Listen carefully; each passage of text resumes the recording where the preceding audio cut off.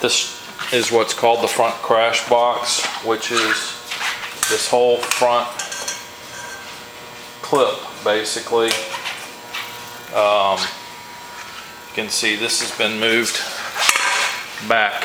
Right here is supposed to be right about here. This is supposed to be square out here, and it's folded in quite a bit. This whole part's been folded in.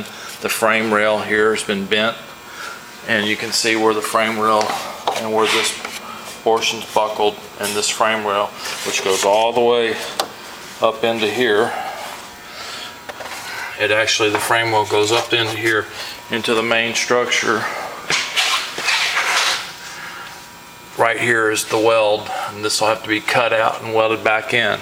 It's not as simple as it sounds. The same thing down here for this structure.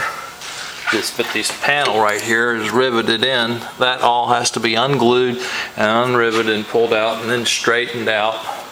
This panel right here has to be unriveted to try to save some of these braces, and then we have to replace that panel, rivet it back in after these support structures are welded. This plate, this multiple piece.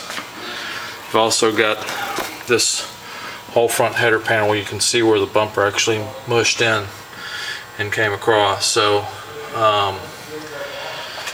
basically this whole panel's got to come out, be repaired.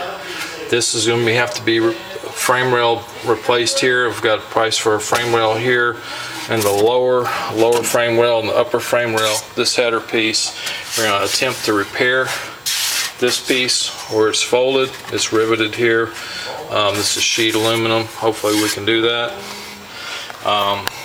The bottom's going to have to come off so we can unrivet all this, and that's got to be cleaned of paint to get a good bond, and we've got to come all the way over here and do the same thing to get these front cross structures, because these have to be cleaned up to replace this panel here, and we're hoping that we can salvage all that, and I think we can do that.